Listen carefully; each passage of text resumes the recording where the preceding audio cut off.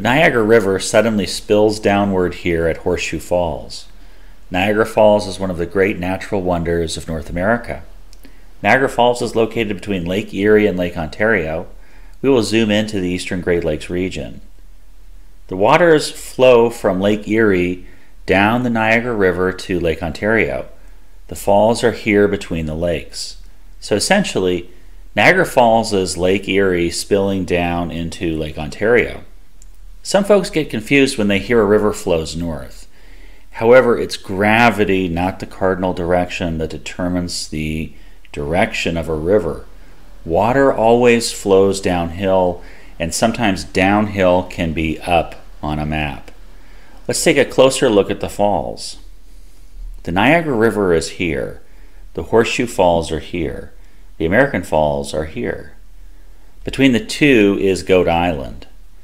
Goat Island presents an interesting study in place names. A man named John Stedman kept goats on this island in the 18th century. The goats were killed in the winter of 1780. However, the island is still known as Goat Island, showing the staying power of local place names. The falls cross between two countries. The Horseshoe Falls on the western side are in Niagara Falls, Ontario, Canada. The falls on the eastern side are in Niagara Falls, New York State, USA. Looking at a LiDAR map, we can see the dramatic geology. I have added blue to show the water. Horseshoe Bend is in red. The American Falls are in green. At the top of Horseshoe Bend, the elevation is 500 feet. It crashes down to 330 feet, a drop of 170 feet. On the American side, the top of the falls are at 508 feet. They drop to 330 feet, a drop of 178 feet. Although the falls look as if they are from time immemorial, the Great Lakes themselves, from a geological perspective, are quite recent in formation. During the last glacial maximum, some 15,000 years ago, the region that is now the Great Lakes was beneath ice glaciers. It wasn't until after the retreat of the ice and the subsequent loosening of meltwater did the Great Lakes emerge. The first Western record of Niagara Falls comes from Father Louis Hennepin, a missionary from New France. He saw the falls in 1678. Father Hennepin would go to explore the Mississippi River with the French explorer La Salle. The Niagara River is on ancient cultural fault lines. On the Canadian side is the ancient homeland of the Huron people. On the opposite side is the Iroquois nation. This fault line continued through European colonization.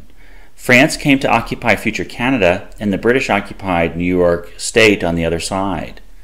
French and British colonization revealed the strategic necessity of the Niagara region. Let's zoom back into the immediate Niagara Falls region.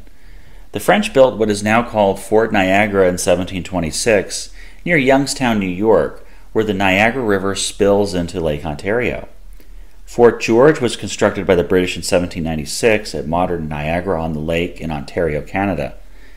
In 1816, British Canada completed Fort Mississauga, also at Niagara-on-the-Lake, Ontario, Canada. On the Lake Erie side, multiple Fort Eries were built where the lake drains into the river. The first Fort Erie was built in 1764, a second fort was built in 1783, and a third in 1805. During the War of 1812, a battle occurred just south of Niagara Falls at Chippawa. Several thousand years of rushing waters have changed the dimension and shape of the falls. The falls that Father Hennepin saw in 1678 have eroded back extensively due to the incredible volume of water flushing over the rocks.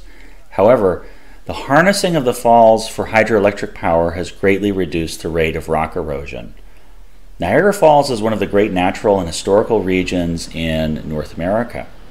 Once a flashpoint between French and British, native and settlers, loyalists and patriots, then Canadians and Americans, Niagara Falls is today a shared natural and historical treasure between two great friendly nations.